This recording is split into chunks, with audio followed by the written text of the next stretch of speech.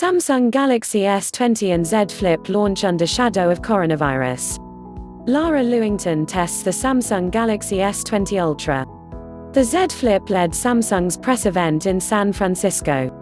The camera module on the S20 Ultra is thicker than those of the smaller models. Samsung is making all three models in its new flagship smartphone range 5G compatible.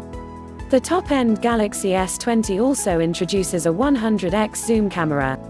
News script from BBC by Leo Kelion, technology desk editor. The firm also confirmed a new foldable, the Galaxy Z Flip. It uses folding glass in its display and small fibres in its hinge to protect itself from damage. Several rivals plan their own handset launches over the coming weeks. But the spread of the coronavirus poses a threat to production. The virus is going to affect the supply chain, said Ben Wood from the consultancy CCS Insight.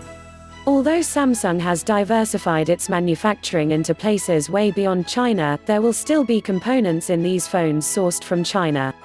All clips may not represent the story. Many factories in the country have delayed reopening after its New Year break because of fears the virus could spread in the workplace.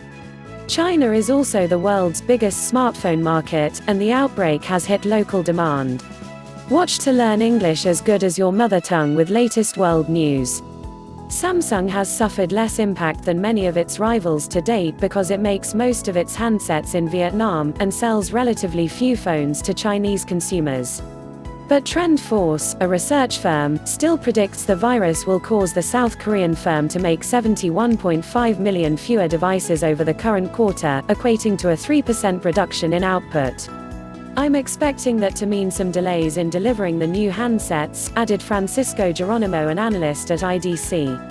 Samsung told the BBC it was making its best effort to minimize impact on our operations. There are three S20 variants. The basic model with a 6.2 inches (15.7 centimeters) display. It has three rear cameras, a 64-megapixel telephoto lens, a 12MP wide and a 12MP ultra-wide. The S20 Plus has a 6.7 inches (17 centimeters) display. It adds a depth sensor to the basic model's array. The S20 Ultra has a 6.9 inches (17.5 centimeters) display. Its telephoto lens is only 48MP, but the wide-angle lens is bumped up to 108MP. The S20 Ultra's camera module is thicker than that of the others to incorporate a periscope. This uses a prism to reflect light into the device's interior, allowing the wide-angle option to feature a longer lens and bigger sensor. Although it is possible to take 108MP shots, owners are expected to let the phone automatically merge groups of 9 pixels into one most of the time. This aids low-light photography. The 100x super resolution zoom facility uses the lower resolution 48MP camera. Machine learning techniques stitch together pixels from up to 20 different frames to achieve a better result than would be possible via a simple digital zoom. It allows Samsung to boast double the zoom range of Huawei's competing P30 handset, although one expert questioned how usable it was in practice. The 100x zoom ends up with a quite blurred image, so I don't think people will turn to it that often, commented Mr. Geronimo. But it should have a wow factor when shown off in stores. And at 20x to 30x you can get a good photo. The phones also introduce single-take mode. Samsung said this uses artificial intelligence to simultaneously take a mix of stills and videos via the various cameras, giving the owner a selection to choose from after the fact. We want to make sure consumers can really enjoy the moment in front of them, and don't have to worry about adjusting settings, explained product manager Mark Holloway. The phones are also among the first to be capable of recording in 8K resolution, 4 times as many pixels as 4K and 16 as many as 1080p high definition.